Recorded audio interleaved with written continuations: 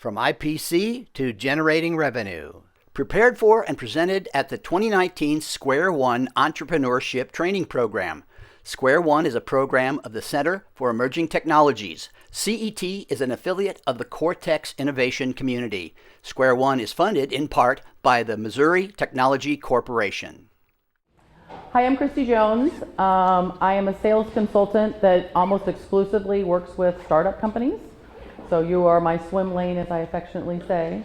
I have been in SaaS technology sales leadership since 2000. So that is my supercharged swim lane, if you will, my double wide swim lane.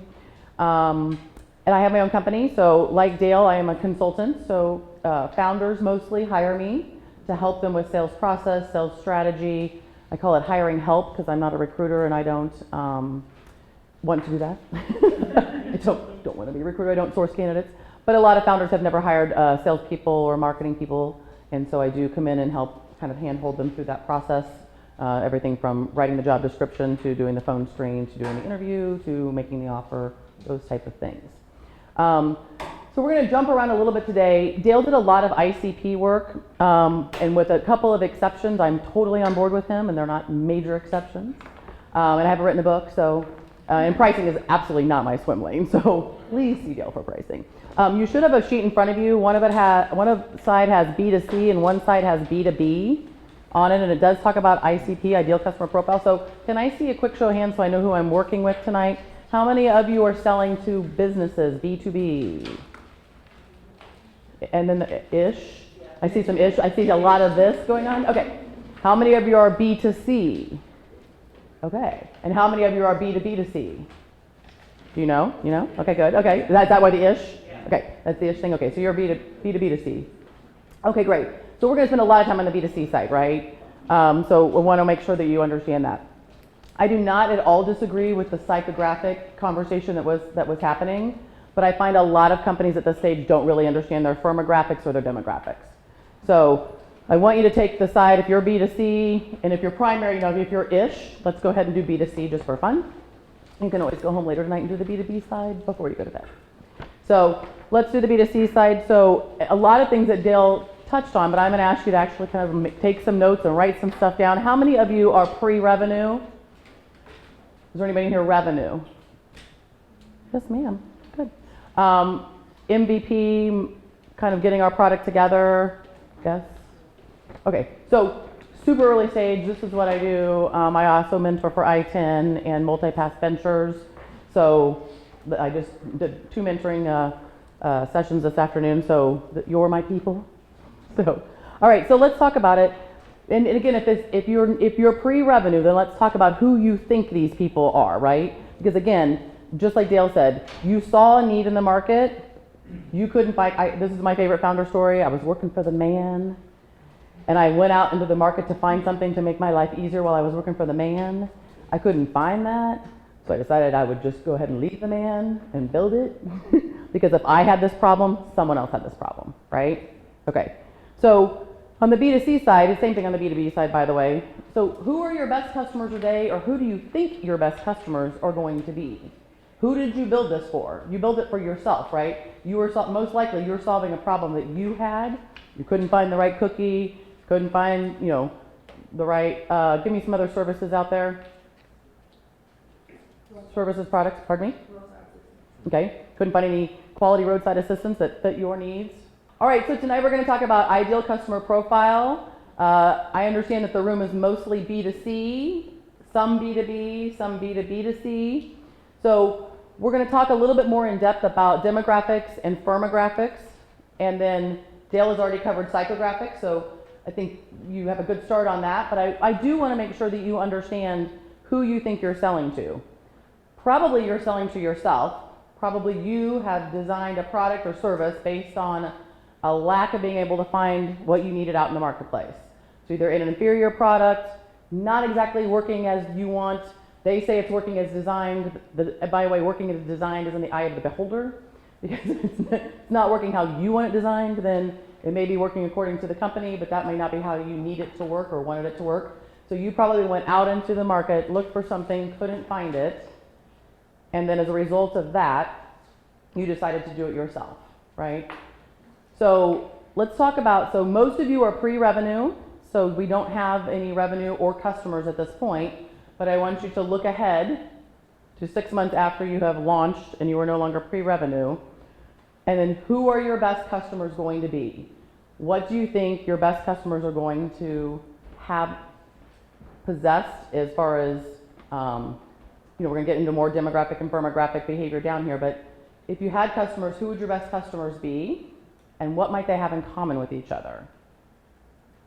Okay, so they're all going to probably have a lot of similarities as you do start to sell and you do decide who your best customers are. And to Dale's point earlier, your best customers are also going to be the easiest customers to work with. They'll be repeat customers. How many of you e-com? E-com? Yeah, okay. So they'll be repeat customers, right? Good customers are repeat customers if you have, if you have a recurring model. They'll also be customers you wish you had not sold to. What will these customers look like? These are the pain in the ass customers, right? These are the ones that the order never was right, was never on time, your service department wasn't friendly. Okay, these are the customers that you will eventually fire when you have enough customers. And that is not a bad thing. When I go through a long discovery process with my clients when I'm interviewing them to make sure that I can help them, that I am the right person to do so. And over that period of time, I understand which ones are going to be not a fit for me, and I won't play with those folks. They're a fit, but there's going to be a high, I call it pain in the ass factor. That actually costs extra. And then they're the ones that are going to be your dream clients, right? So you'll identify those and you'll learn, again, we'll talk a little bit about how to attract the right customer, but you'll learn that you don't want those customers. They are not profitable customers. They're never going to be profitable customers, and they're going to irritate you. They're going to irritate your staff and your employees, and they're never going to be worth the money they give you. They're really not. So knowing where you're at now, I say panic causes bad decisions. So I'm prepared for you to take on bad customers because you want revenue, right? So people who will pay you, you will accept them. But at some point you will be at a level of confidence and a level of revenue where you won't need to take them anymore. So file this away for later. So, when those people are keeping you up late at night or causing 2 extra glasses of wine to be consumed, not only don't just write their name down, but write really what it is that's causing the grief. When I train sales reps, I say to them, when everybody has a great month, everybody writes that down. Like, what made this such a great month? What were the great things that happened? No, nobody ever writes that down. Everybody always writes down the bad month stuff, right? Right? Everybody always writes, when they have a bad month, they're like, here are the 17 things that went wrong in May. Why are we not writing down the good things, right? Because then when you're having a bad May, you get to go to your good list and say, here are the things that made me successful this month. Again, I would say, stay the course, right? Unless something dramatic has happened in the marketplace, you just keep doing everything right. We're going through a cycle, right? I say, when I look at sales reps and I grade them, so to speak, or I'm keeping track of quota, I do it on a 90-day rolling basis. And I say to them, I do this because you can have one bad month and not bust the quarter, right? Everybody can have one bad month, and you can survive that. Okay? So again, not only who they are and why they were a challenge. So then let's talk about demographics. So are you selling to a certain age range, right? Because language, like when we talk about as Dale was talking about marketing message, are we selling to millennials? I have a Gen Zer, right? He would, God love him for picking up the phone and calling his mom occasionally, but he'd really just prefer to text and or send me DMs through Twitter if he can get away with it, right? So how are we going to communicate? So you do need to understand, what their age is, what's their gender, how many men buy cookies, how many men buy safety products. You have the safety products, right? How many men versus women buy massage products, right?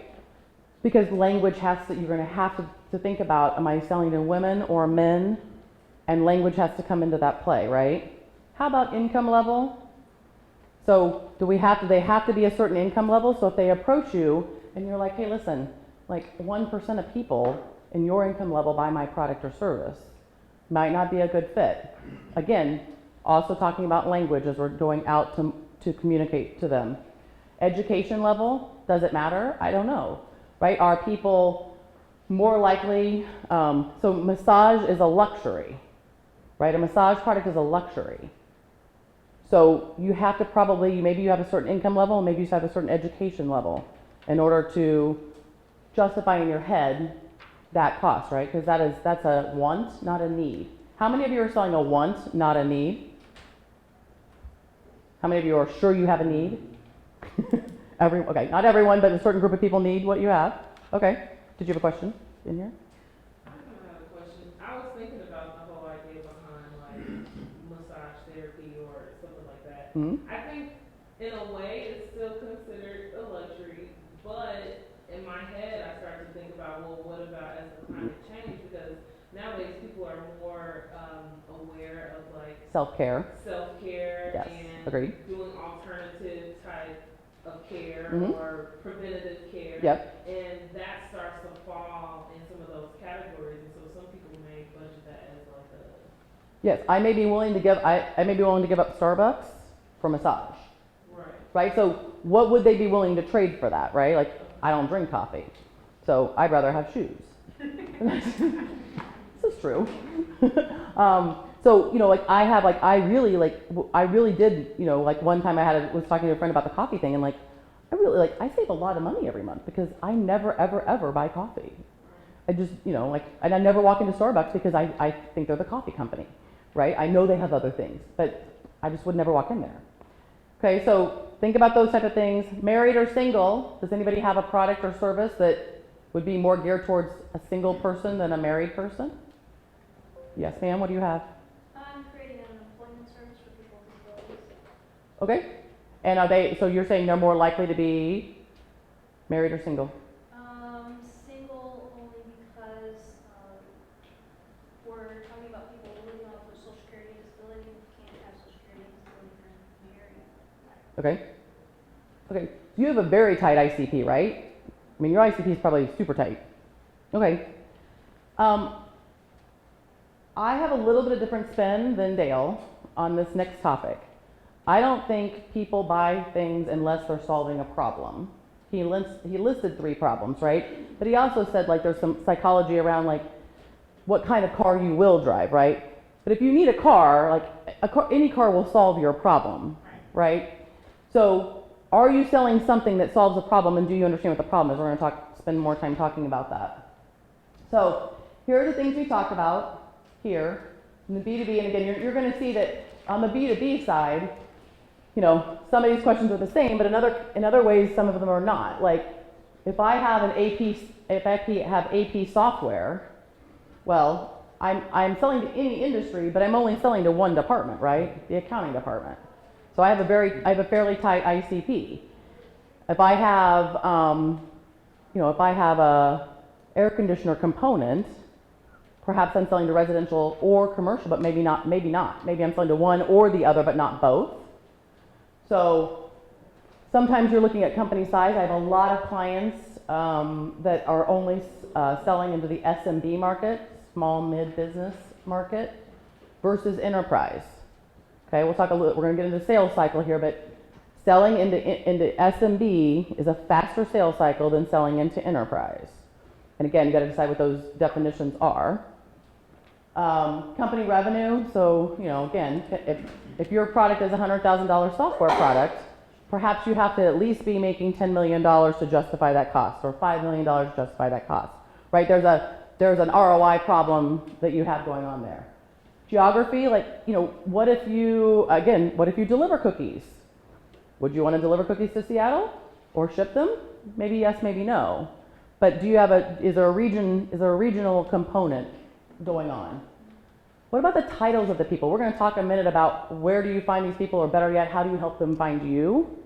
Do you understand the titles and what we call in our business, particularly in software, their persona? So the persona gets into other deeper activities, not just the title, but also talks about how influential they are in the buying decision. So a lot of you said you're doing B2C. Is a spouse an influencer to your product? Do you understand if they're an influencer in your product? Do they have to go home and have, I call it a kitchen table meeting? Are they having a kitchen table meeting at night because you've approached one party during the day, but they make joint financial decisions as a team, right, as a partnership. So, yes, ma'am. Can you define, I know what it is, but can you define what ROI is? Oh, I'm sorry. Thank you. Yes, stop me. I got lingo. Return on investment, right? So we talked a little bit about that in the last presentation. So some of you, again, if you're B2B, I almost always ask my clients to put together what I call an ROI calculator. So let's go back to that AP automation software example. That AP automation software, if they're doing things manually, so let's say today they're doing manual invoicing, which God willing no one's doing that, but if they're doing manual invoicing, but they can do it through software automation, you may be able to save them 3 full-time people. Now ideally you'd like to repurpose those people into what we call higher value tasks. So we go, if you weren't opening up envelopes and pulling out invoices from other companies to pay them, what would you be doing with your time, Whitney? Right, paying people. People would love to hear you say that. Yes, nobody wants anybody more than the payroll person. So higher value tasks. But in some cases, in fairness, we are talking about reducing heads, right? I mean, we're not always concerned that robots or chatbots or whatever are going to take over the world, but in some cases, software automation has allowed people to reduce staff, right? Or repurpose them for higher value tasks, as we like to call it, okay? This is the most important thing to me, right? Again, I understand the psychographic and the part of that, but if you don't understand the problem that you're solving, then you can't speak to that in messaging, which we're going to spend a decent amount of time talking about here in a little bit. So do you understand, and there may be multiple problems that you're solving. So start with the one that caused you to do what you're doing, right? Caused you to go out there and decide you're going to put a product or service on the market. So what problem were you trying to solve? And then are there unforeseen problems that can be solved? I helped build an inside sales team and got started for a company that's now called Capacity. It used to be called Jane.ai. David Karandish is the founder. He's the most successful exit that St. Louis has ever had. He used to have a company called Answers.com. And what he has an AI. So Jane was actually an acronym for just about knows everything. And go with me on the N. So it was built for internal employees. So you go to your computer and you can access Jane through email. Does everybody know what Slack is? Internal chat, okay. Slack, text messaging, like think of any form of communication other than maybe picking up the phone and calling Jane. But Jane you say, hey Jane, how many vacation days do I have left? And so you integrate all of the internal systems, HRs and benefits and contracts in your CRM system. And Jane can answer almost any question.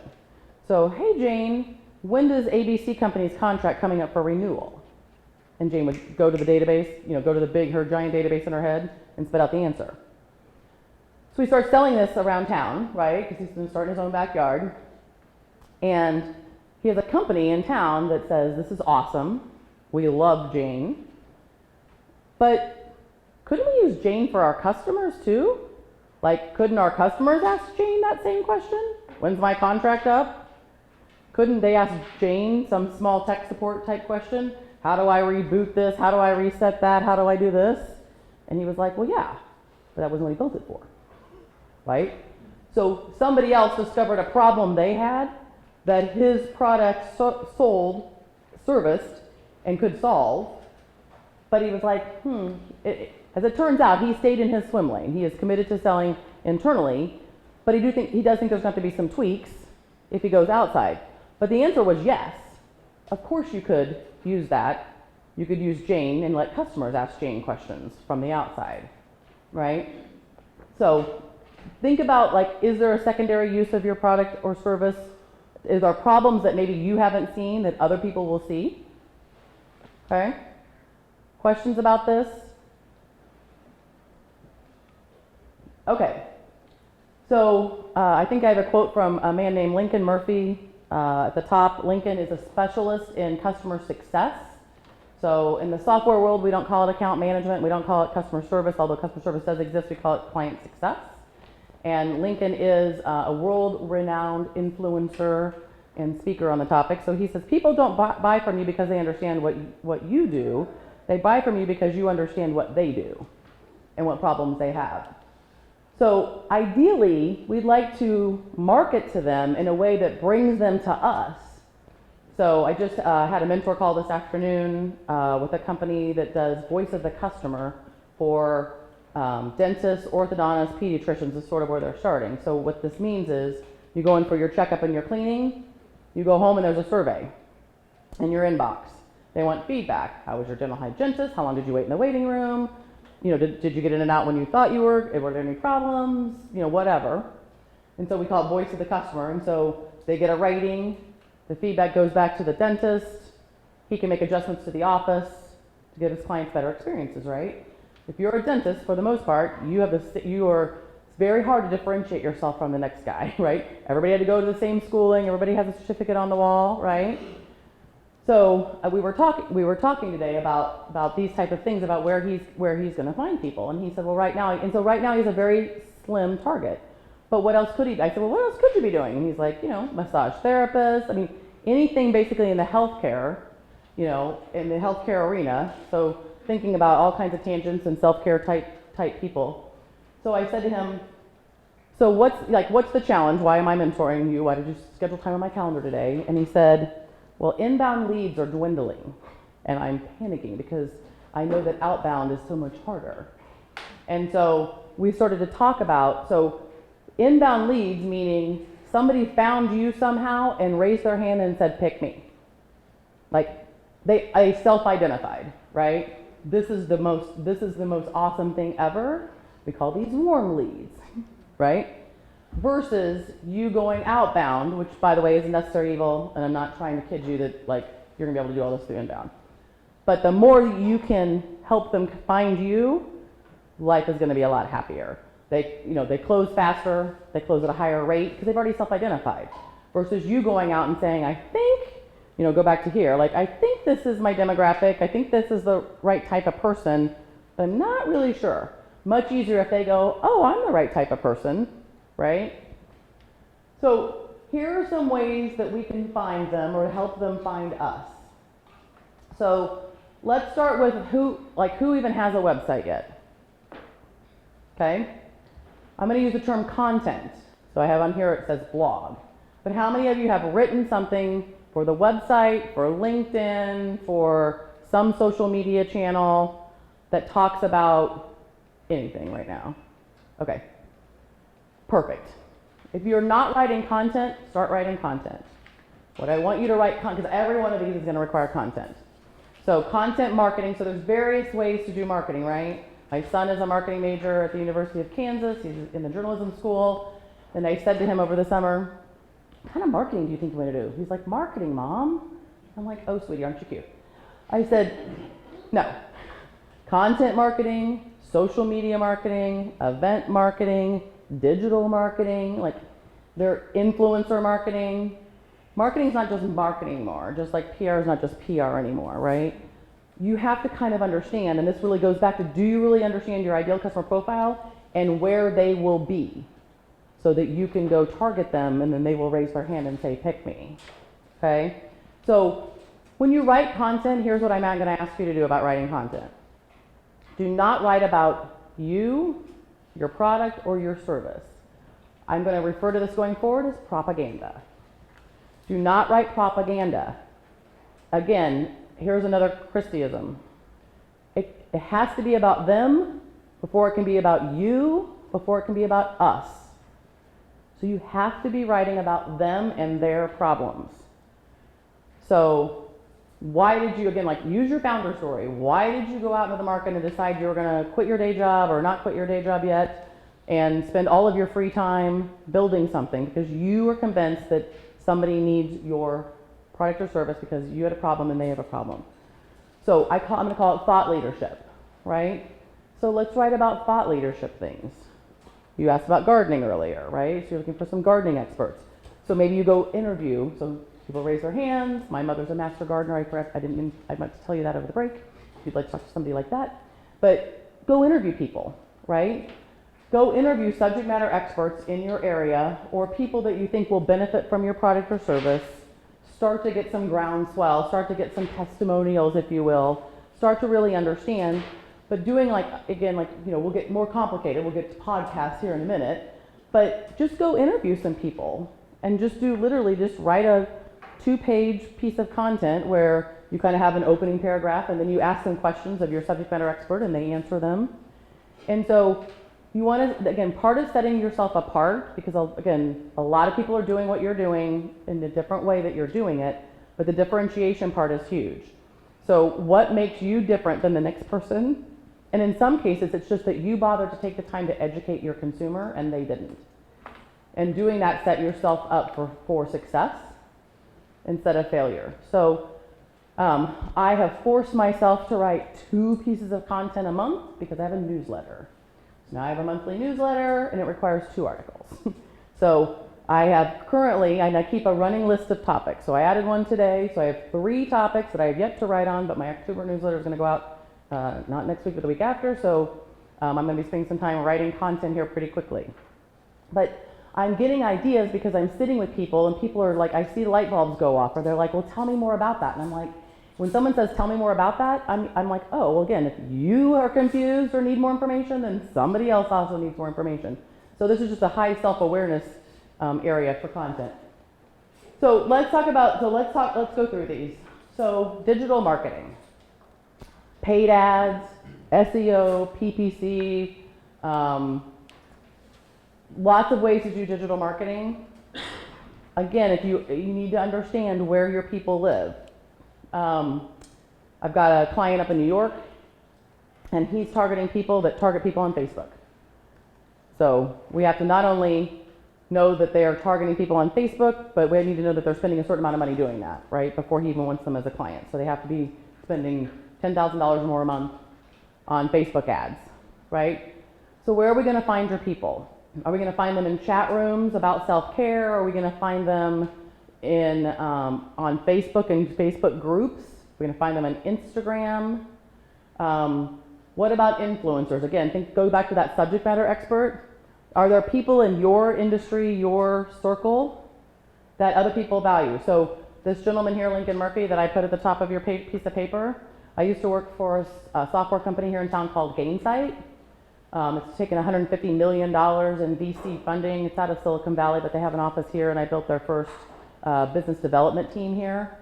We paid Lincoln Murphy for a year to be Gainsight's influencer. So he continued to fly around the world speaking like he had been, but he did it under our umbrella at Gainsight.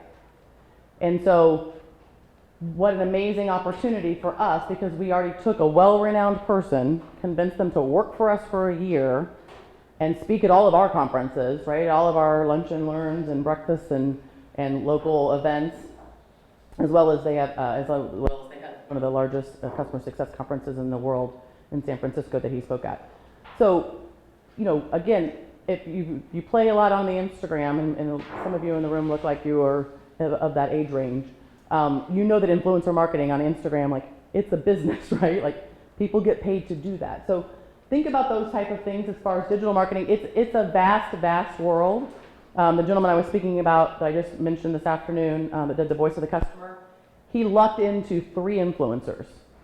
And he said it just so happened that I was at conferences, they heard me speak, which goes to the conference thing, and he said they approached me and wanted to learn more, and literally like kind of are free influencers. Like he wasn't even like, they just really, I mean, that's your best case scenario, right? They just believe in what you're doing and what you have, and they go online and tell people, and they have 450,000 followers, right? Those are the kind of people that you potentially are looking for.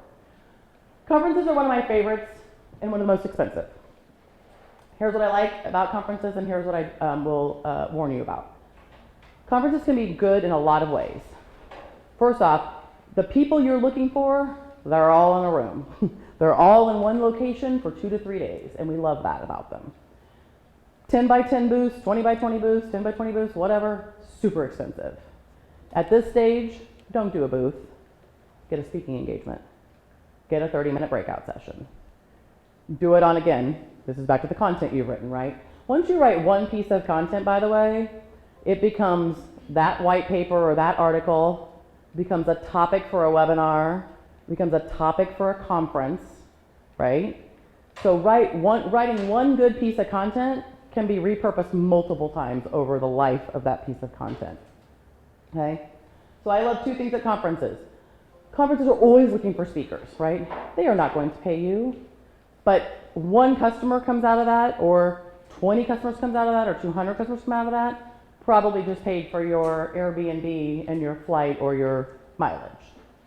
So regional conferences, national conferences, associations. How many of you would benefit from an associate, like you can be looking for association partners or people that would be subscribing to an association that might fit your ideal customer profile? Okay, think hard about those association partners. An endorsement from an association or even just speaking at an association conference is liquid gold. Okay, you automatically get street cred because they became a member of that conference because they thought there was that those people were going to bring value to them, that membership was going to bring value to them, and then you show up to speak at their valued conference. It's like, you know, it's like the reverse of guilt by association in a good way.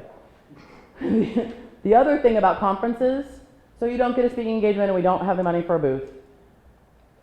Still, you need to go, you need to mingle, you need to stay at the host hotel, you need to be at the bar at night, and you need to meet people. If you actually know people that you want to meet while you're there, pre-meetings as I call them, almost every conference now has a conference app. And when you go on and you download the app, because it'll tell you like where, you know, gives you the layout of the place, the map, and when the sessions are, and the keynote speaker, and all that fun stuff. It also attendees will sign themselves up. And so they may tell you some information about them that would make you want to reach out, and P.S. you can reach out on the app. I'd love to meet you at the Starbucks on the first floor of the conference center for coffee. Okay? Conferences do not have to be the most expensive thing you do if you don't have a booth. Outbound prospecting, we talked about this a little bit already, super hard, right? So you don't have to have a lot to get this done. You need to have a list somehow, right? So you need to have a list of people that you're going to outbound prospect to. Again, B2C is a little bit harder, but there may be even thinking about groups of people, posting things on chat rooms, posting things in groups.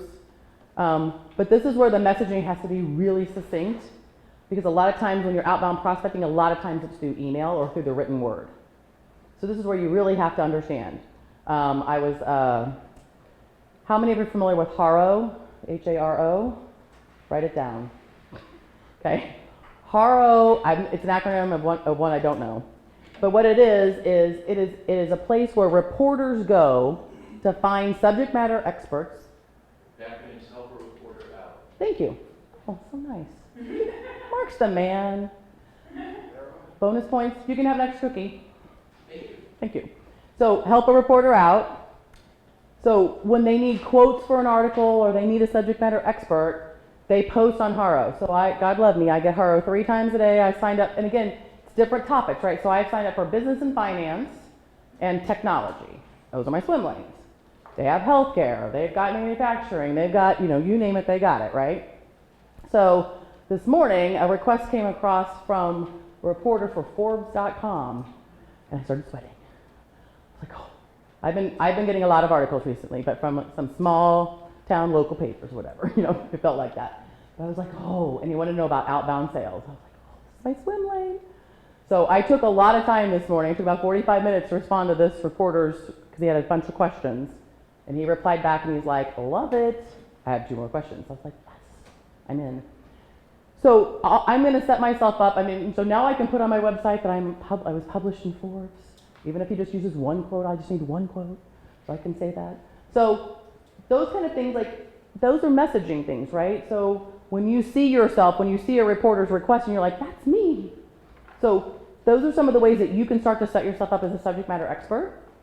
But you kind of have to have your talk track down. Yes, sir? I used to at one time and got my company the feature in a 1-page piece in Inc. magazine. They did it by Liquid gold. I stalked the reporter beforehand, I found out something we had in common, status as subject line, and then immediately admitted to using that as a shameless subject first sentence that he actually called me back. Yep. Yeah. That works. And if you're a reporter, this is a very stressful job, right? You are required to write X number of articles for your editor every month or every week or every day. And you're constantly stressed out about what will I write about? Who will I be able to quote or whatever? I mean, literally, so I get this thing 3 times a day. I've got it sitting in my, actually I went, while we were eating, I went through my evening edition. So I wake up to it in the morning, I get it at lunch, and I get it about 5. And so I swear, you will find something every week that speaks to you that you can reply to and try to get published. So lots of ways to do outbound prospecting. You need to make sure that you've got your messaging right first. Written word is probably going to be the most successful for most of you because you're B2C. Sometimes you'll need to pick up the phone. Videos become one of the hottest new mediums, period, for marketing. Video testimonial. So like, if you get a testimonial when you go to market and you start selling people like, this is the best thing ever, go, do you mind if I videotape that? Right? It's not enough just to put it in like that. If you put that in an email and a video and you click here for a 23-second video testimonial, like, people love that. People love multimedia. I'll teach you a LinkedIn trick in just a minute on your phones. Again, I'm a webinar junkie too. 25 minutes of real thought leadership, 5 minutes of propaganda at the end. But you've now set yourself up as a subject matter expert, and you can track all that these days, right? So how many people registered, how many people showed up, how many people stayed on the whole time, how many, I always make mine interactive. I ask questions every 4 or 5 slides. I got a survey question, or I got some kind of question I can get feedback on. I save time for Q&A on the chat. So, and those, again, that costs very little money, to advertise that stuff and to put those on. We talked about blog posts, that's just content in general. Websites, again, please make sure that your homepage is talking about problems you solve and not propaganda about yourself or your product or service. Like, you want people to go to your homepage and go, that's me, okay? And it's not about, our product has these 5 features. It's not about that. It's about those problems that those 5 features help with. Industry fairs, so sort of like conferences that may be a little different. These may be, you talked about roadside assistance, so AAA may have regional conferences or local industry events. So you may want to get involved with those type of things. Really dig around locally and regionally. What are people doing out there? Mark at the beginning talked about Startup Connection and Vision. Thank you. I'm actually speaking at Vision, but I cannot remember the name of that thing to save my life. So that's my world, right? I do everything startup. I was at Mac Tank last week at the MAC doing their first annual Shark Tank Mac Tank thing. So anything that has to do with the startup world and technology, I'm trying to go to all of those events. You start to see the same people, which is good, and people start to recognize you, those type of things. How hard does this sound to you? How scary? Scary? A little scary? What's scary? Go ahead. Scary? Well, I don't know what I don't know. Nope. Therefore, to go public with that, I can just make a fool of myself. Mm-hmm. You probably know more, you probably know more than you think you do. I got up here tonight and right away said, I'm not in complete agreement with the last guy, right? You guys get to decide whether I'm full of it or not, whether he was full of it or not, or whether there's value in what both of us were saying, and we explained it in a different way, right? So, trust me, I sat here and I go, oh, you're kidding, right? And then I was like, oh, I don't really agree with that. Well, we're going for it. I'm not going to change my presentation. I'm sitting in the audience listening to him talk about ICP, which I know is kicking off my presentation. And I'm like, yeah. And he's like, I don't really believe in demographics. I was like, well, I hope you're gone by the time we talk about that. Right? But my confidence level's high. It always has been, probably, higher than it should be in some cases. So I'm on the fake it till you make it program, right? And you're always, even if you were the subject matter expert du jour, globally, somebody is going to disagree with you, right? So you got to get over that. You got to go with what you know. And, and again, validate, you're not going to put half truths out there, right? But you probably know, there's certain things I know and there's certain things I don't know. I don't do pricing, right? When I have an I-10 company call me and say, struggling with pricing, and I'm like, not me, but I got people for you, right? I won't do it because that's not going to be helpful, and people won't refer me, right? So stick to what you know. A little scary? Yes, you. Yes. Yeah. I think mine's mostly out of like the coming into it unexperienced, and then the learning curve, and yeah, basically that. Okay. Start easy. Don't start hard. So when I teach sales reps about discovery calls and asking discovery questions, I say to them, pick the right player. And what do I mean by that? Don't pick the guy who answers the phones like, what? Right? We don't want to test drive our new strategy on that guy. We want to test, that nice woman, Sally. Like, hi, this is Sally in HR. How can I help you? If you're like, player. So do what you're comfortable with. But here's the deal. You're going to have to get comfortable being uncomfortable. And you wouldn't be sitting in this room if your risk profile wasn't high. I don't work with any founders whose risk profile isn't a 7, 8, 9, or 10. Okay? So know that you're here for that reason, that you're here and other people are not. Right? 1s, 2s, 3s, 4s, 5s, and 6s, they didn't show up tonight. They didn't sign up. They didn't want to be here. Right? Technology, my kids knows, 3/4 of technology. That's right. Yeah. What's the deal? What's the deal? So here's the deal. Some of this you need to learn. Like, how many of you have a CRM or even know what I'm talking about? Okay. Customer relationship management software. This is your database of your people. Now, if you're in B2C, you might not need a CRM, but you're going to need some sort of a marketing platform, automation platform, because at least you're going to send out your newsletter every month, or you're going to have a way. MailChimp, right? Who's heard of MailChimp? Okay. Same concept, right? This is a database, right? So could your child do something super sophisticated? Yeah. Do you just need to understand that you need a database and you need a way to email people or contact people in that way it's people in your database? So every day I meet someone or I have some email communication with somebody, I put them in my contacts in my Gmail, because that list is my newsletter list, right? And then I have supplemented it. The guy who does my website and sends out my newsletter has supplemented that list with his list, which is very sweet of him. So now I send it to 1,000 people. But every time I connect with somebody on LinkedIn or every time I meet somebody, I'm like the reporter today.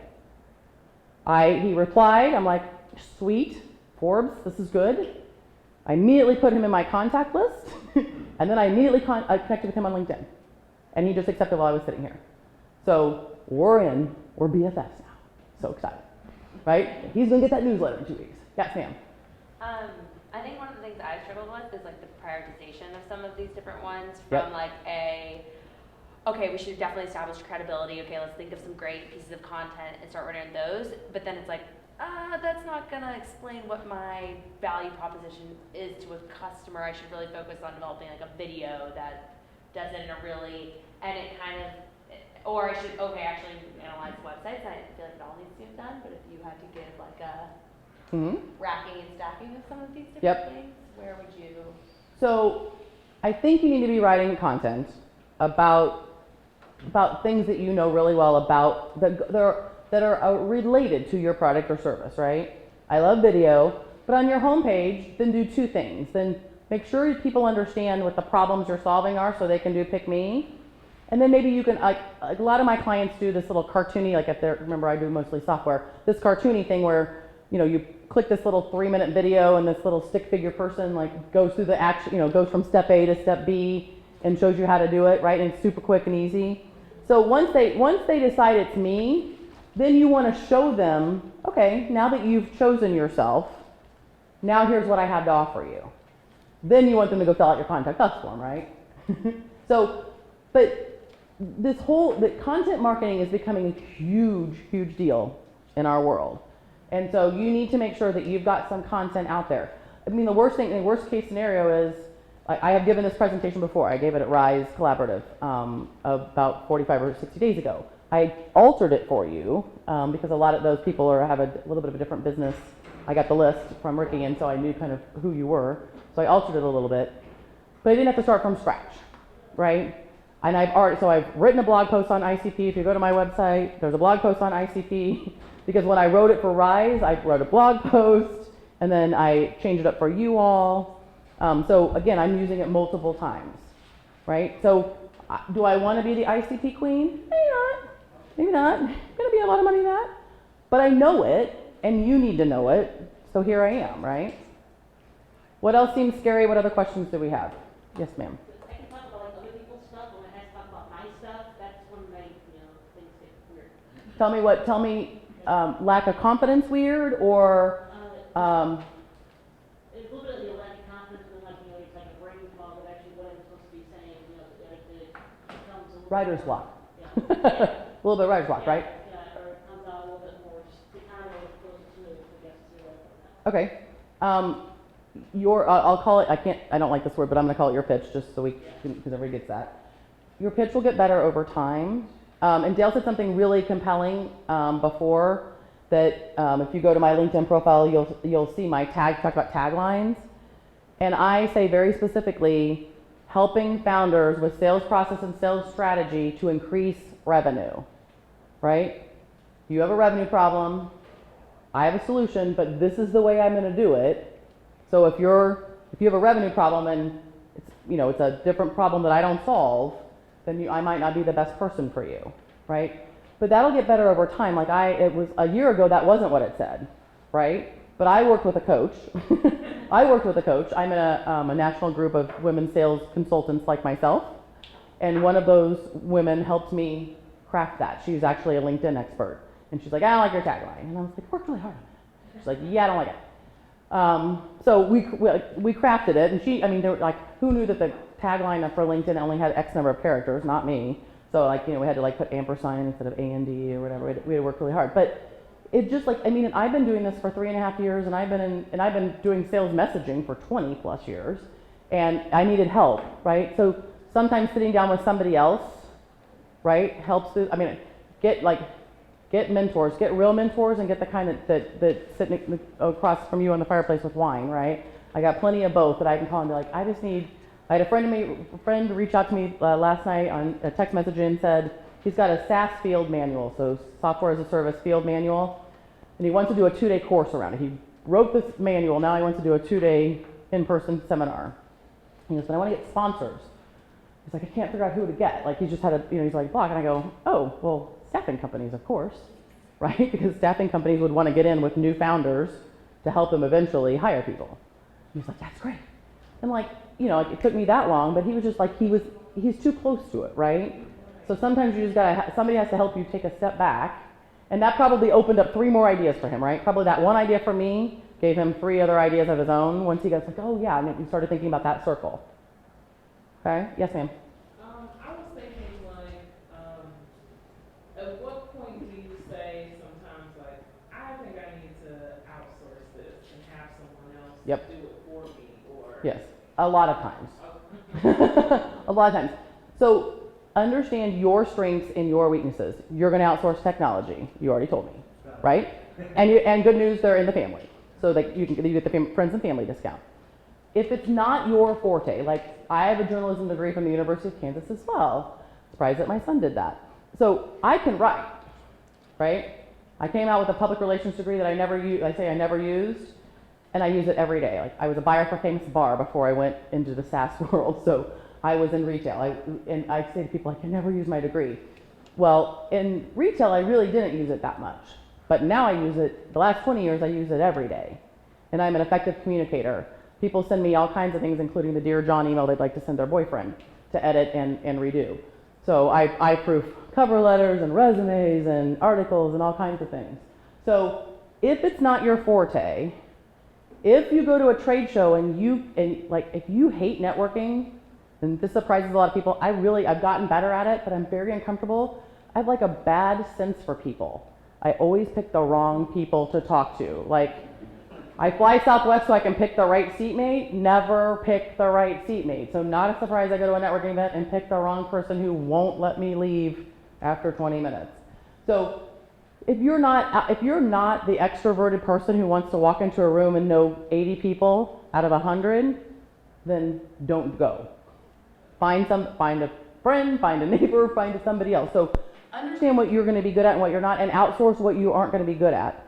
And there's all kinds of cost-effective ways to do that.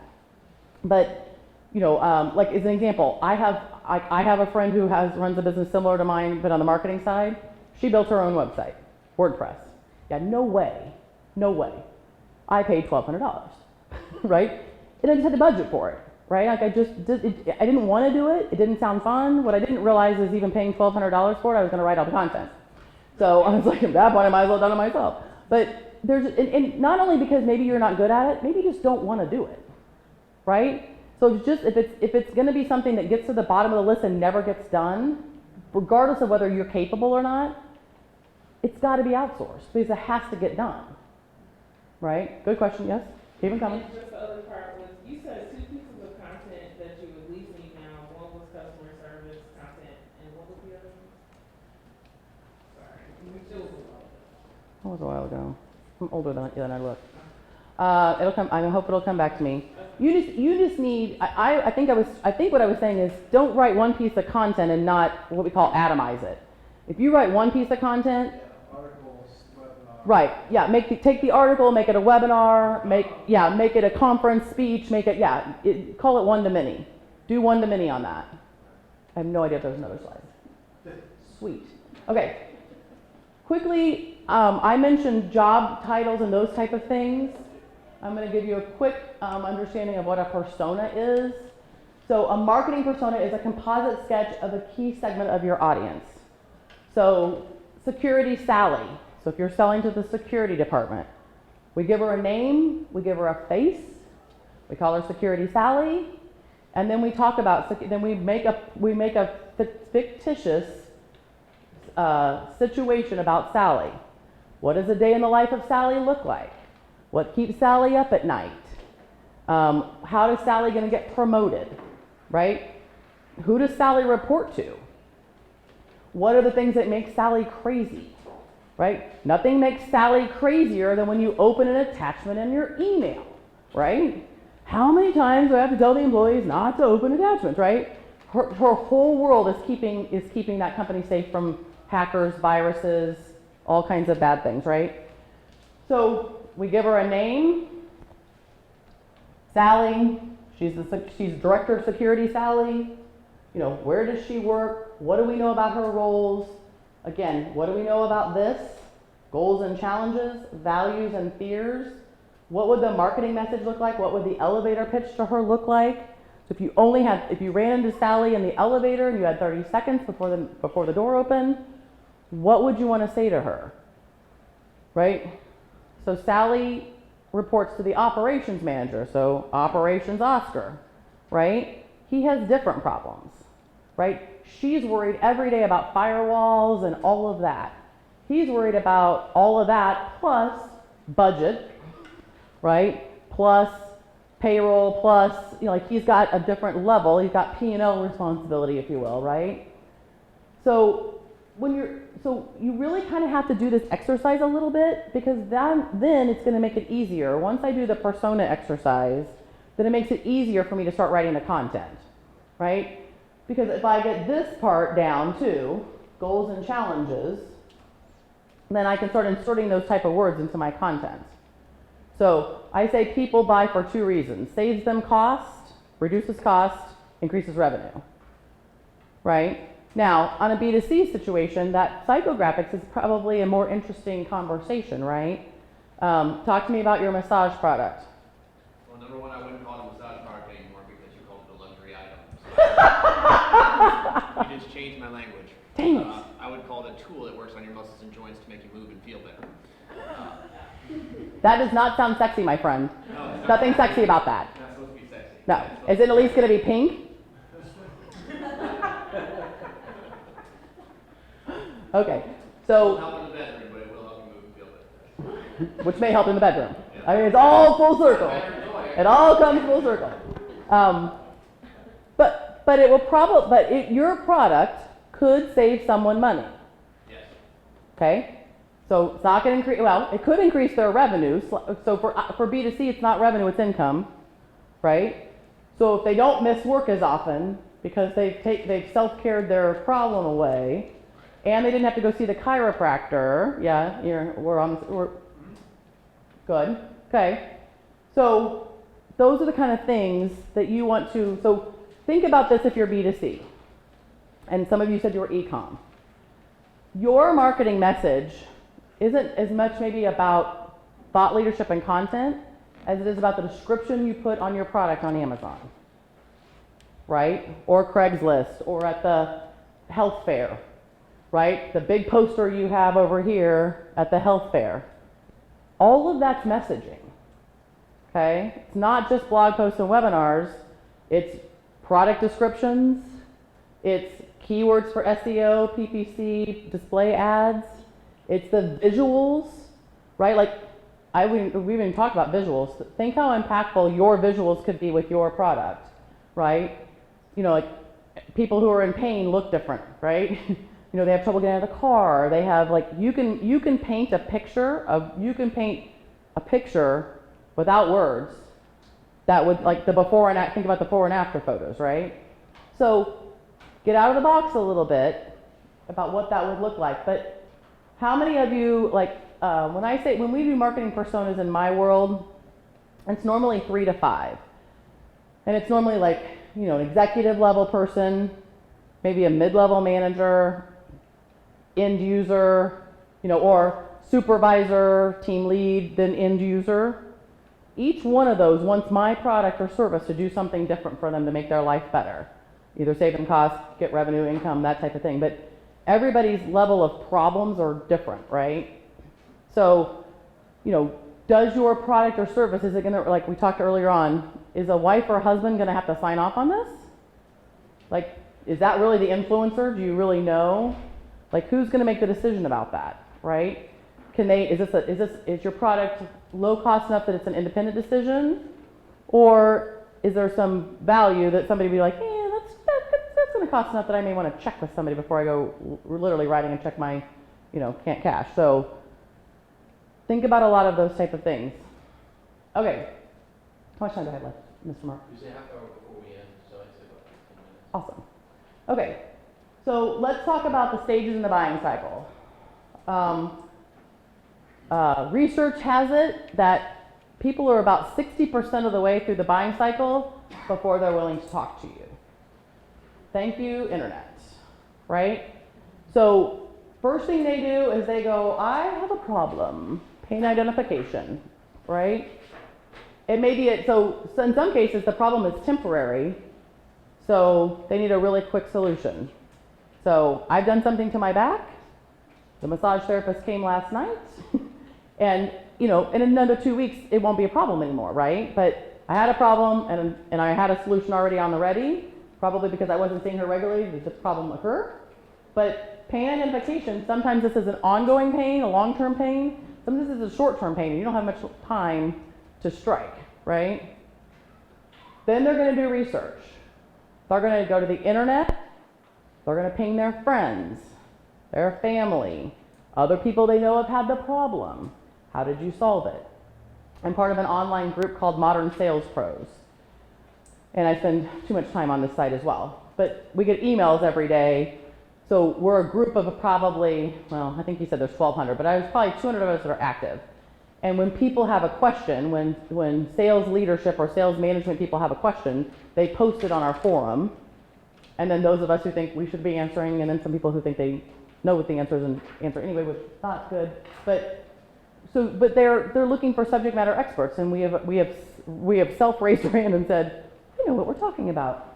So they're going to do research. So this is where you need to start showing up, right? So when you want them to pick you. So this is where when they start doing research on the internet, you need to show up at some point, right? So you need to understand what keywords are they going to be searching for, what blogs will they go into, what Facebook groups will they be going into. Do they have a favorite influencer on Instagram that they'll go check out and see if this person has recommended any beauty product or whatever. So think about how you might show up as someone's doing research, right? And so some of it's paid and some of it's organic, right? Everybody understands the difference between paid and organic.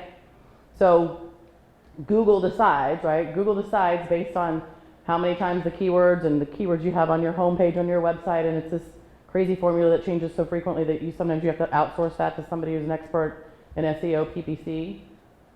But they go do the research, and then they get it down to a few people, or a few products, or a few services. So they evaluate their options. Probably 2 or 3, and you want to be one of those 2 or 3, right? Now you get it. Now this is where they're going to let you get involved, because now they may go to your website, go to Amazon. They're going to now they've decided that you're one of the 3 products on Amazon they want to purchase. So now they're going to click into each of those 3 products and they're going to read the descriptions. And what else are they going to read? Bingo. That's right. So, again, most of you are pre-revenue, but reviews are going to be critical, right? And so, like, I've got a client who has she actually performed at MacTank last week. It's called Talk to Speak, Text to Speak. Oh, she's not going to be happy, I can't remember this. App to Speak, thank you. I was like, but there's an app involved. App to Speak. So she's selling on Amazon or on the App Store, but she can't see who's buying on the App Store. And I've been mentoring her for a while. So she's a very cool product. She's a speech pathologist, and people who have speech difficulties, you can actually push, like, there's a tablet and there's all of these icons, and you push the heart button and it says, I love you. You push the dog button and it calls the dog's name Bailey or whatever, right? So it helps them as opposed to just typing. It actually like takes a picture and puts a voice to it. But she's been selling in the App Store. And I said, well, how do you know who bought your product? She's like, I don't. And so we've been dealing with this for a while, and finally I said to her last week, I go, are we ready to come off the App Store and do e-com on our own website so we can figure out who the heck is buying our product? She's like, yep, we're just about there. I'm like, cool. So that was a really hard business decision, right? That was a strategic business decision that had to be made. She just built the Android, so she could put it on the Android store, right? So she was going down that app path, that App Store path. And I'm like, but we're not collecting any data. We don't know, like, we're having trouble getting the demographic. Like, other than we know that they can't speak. But is that a temporary problem because they've had a stroke and they're working through it? Is it a permanent problem? Like, are there certain income levels and education levels that are buying this that aren't? Like, we have nothing to work with. And so I think we've made the decision to come out of the App Store and sell it on our own platform. So, but now you're going to start to get involved, and this is where it is going to be important that you are somehow differentiating yourself from everybody else. So if you're on Amazon and you know that there are 27 other people on Amazon selling similar product, when they go and read your description, how will it feel different than the other competitors? Then they're going to make a purchase decision. Buyer's remorse is real. Please make sure that you have some sort of positive follow-up with them, if you can, right? If they're buying it on your website or it requires some sort of training or whatever, like anytime you can go, thank you for purchasing my product. If you have any questions, this is how you find me. Remember these are the benefits or whatever, like thanking them and reaffirming that they made the right decision, super critical, okay? Make sure they feel good, like buyer's remorse really does happen, it sets them pretty quickly.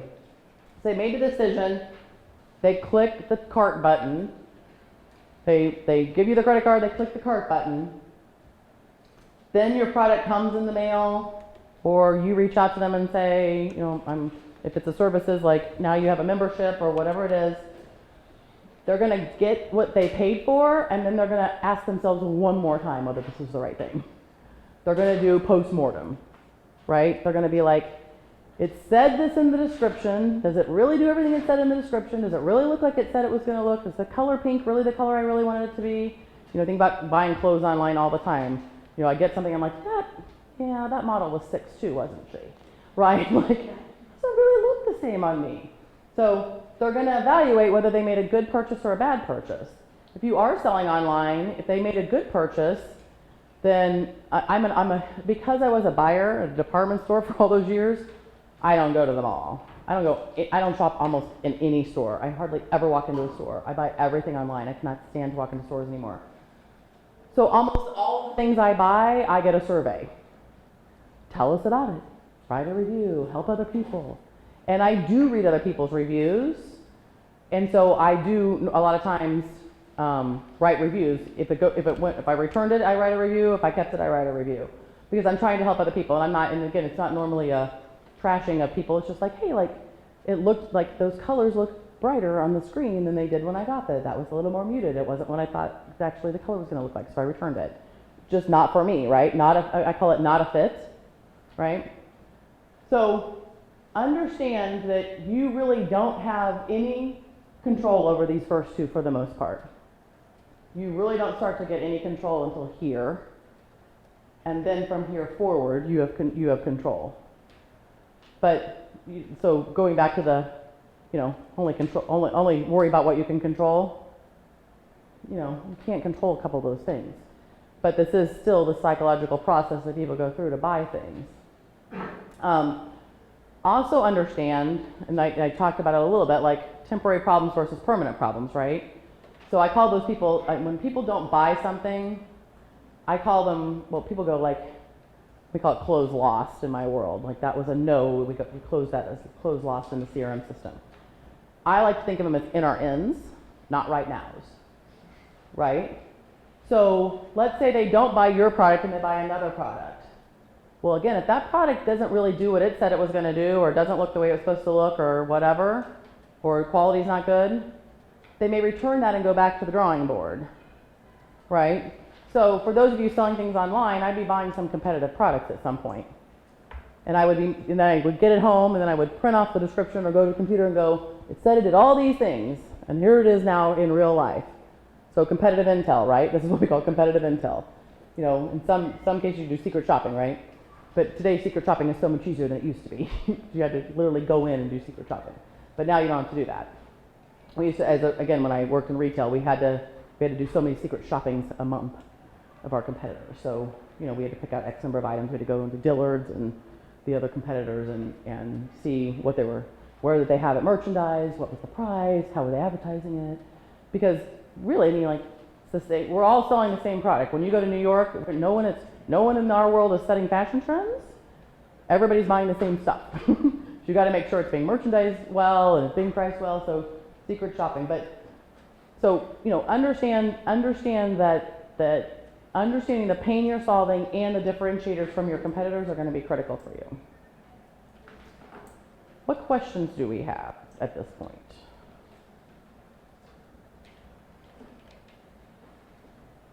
So how many of you think you've got decent writing skills? That's a decent number. Okay. How many of you think you have a friend that has decent writing skills? Awesome. Yeah, that's what. Okay. But you do need to be able to communicate, to Colleen's point, you need to be able to communicate to your friend these type of things. I say you guys are going to have to get, you'll get some thicker skin as you get a little further along. At some point, somebody's going to call your baby ugly, right? And so I say, when I meet clients, I say to them, hey, I said, my brother said this a while ago, and I thought he said it with love, but he says, you're just not for everybody. And I said to them, I have a very direct communication style. If your baby's ugly, it's probably going to come out of my mouth. If your process is jacked up, that's probably going to come out of my mouth. Now, I'm here to help. I'm just not here to criticize, right? I am here to help. But if you've got a little thinner skin, probably not your girl, right? So understand that you're not for your product, your service, whatever is not for everyone. But the more you find the right person who is for you, and then they tell people, so then this whole, you tell somebody, you tell somebody, you tell somebody. How many of you have read Tipping Point by Malcolm Gladwell? Okay, put it on the list.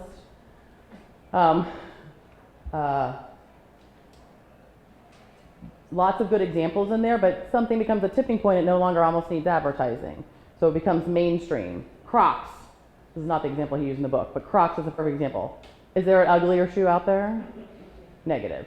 Birkenstocks, comfortable, I own a pair, not pretty, right? Nothing flattering about them. But they solved, both of those things solved the problem. I use my Crocs only when I mowed my yard and did my gardening, right? I didn't want to get anything else dirty, and you just, hose them off. Perfect right? Solves a really good problem. Other people use them because, like, other nurses wear them, right? Because it also saves your back and saves your feet. So multiple problems there. How many of you have read a sales book in the last 6 months? What'd you read?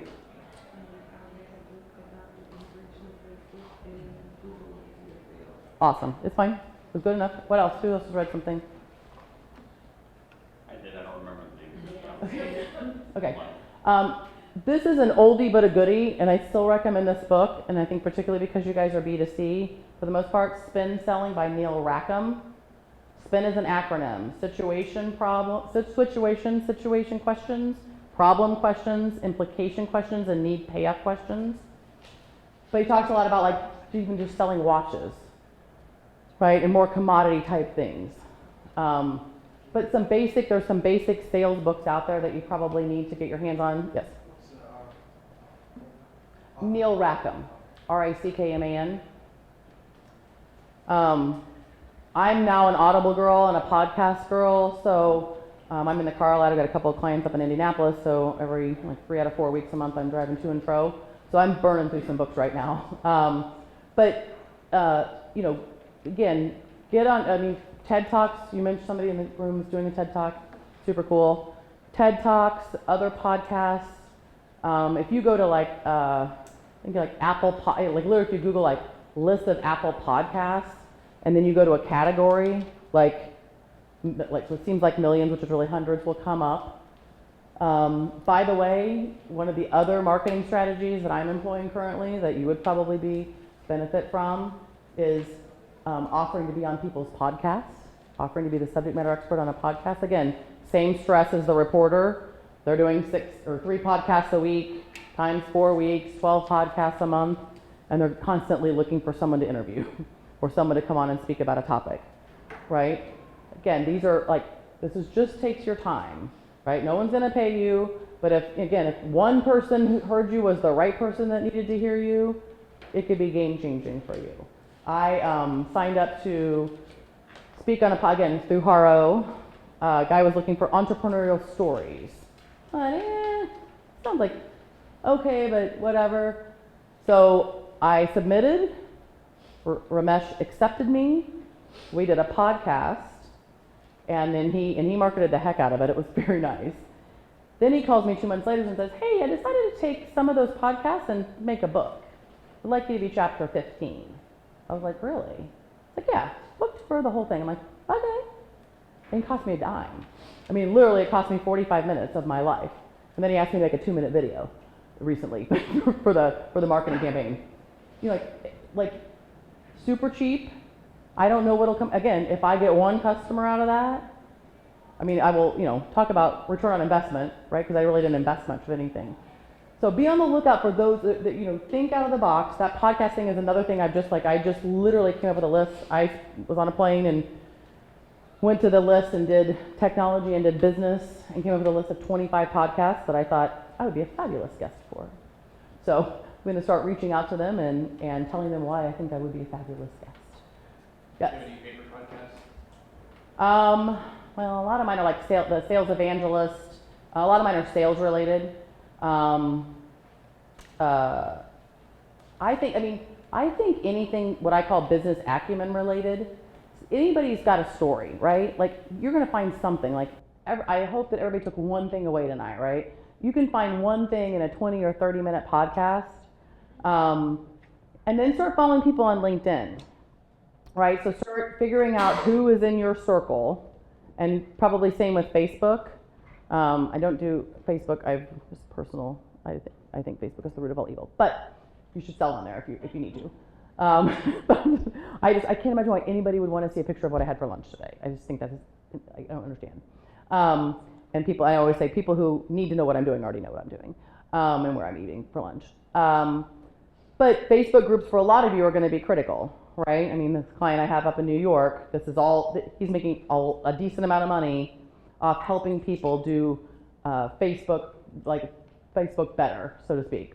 Facebook retargeting, Facebook making sure they're picking the right content. He's even figured out how to, if you're selling what are we calling it now? Tool. If you're selling a tool to improve your body and your health, make you feel better, look better, yes. He will say, I've got other clients other people who've sold that on Facebook, and he aggregates all of this past history and says, here are the keywords that are getting the most attention. He will tell you what pieces of content to write around what subjects and to get a better conversion rate. So kind of a really cool platform. So like back to we outsource, like there's a perfect example. Like this is all he does is help people get better position and better conversion rates on Facebook. Like that's subject matter expert right there. You know, that's a very targeted person doing something very targeted. Other questions? I would encourage you, pretty sure there's not another slide, but we should just check just in case. No, okay. I would encourage you, I'm sure you get encouraged by the group in general, but pick a couple of things tonight that resonated and, you know, whether, even if it's, you know, can you write down 4 problems you solve? You know, can you write down 3 topics that might be of interest to the people who have these problems? That would be more thought leadership, content-esque. Go home and try to write your first Amazon description. And what were those, even if you just did the bullet points, right? The verbiage, the paragraph part's always the hardest. Could you at least do the bullet points? Yes, ma'am. My question is, does any of this content, because it sounds like a lot of the things that we've been talking about have been like connecting with the customer online. Does anything about this content differentiate when connecting with the person in person or like live face to face? No. Not as often. Well, no, because you have the same, because you're gonna have the same type of conversation. You know, what problems are you having? What have you used to try to solve them? This is one of the questions I always ask my prospects. What's the problem? Great. What have you done to try to solve it already? Right?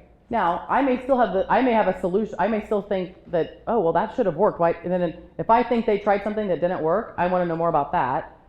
And it could be that they just didn't execute it well, right? Or they didn't have a good plan, or there's a multitude of reasons. But once you've got it written down, it's just going to come out of your mouth instead of on paper, right?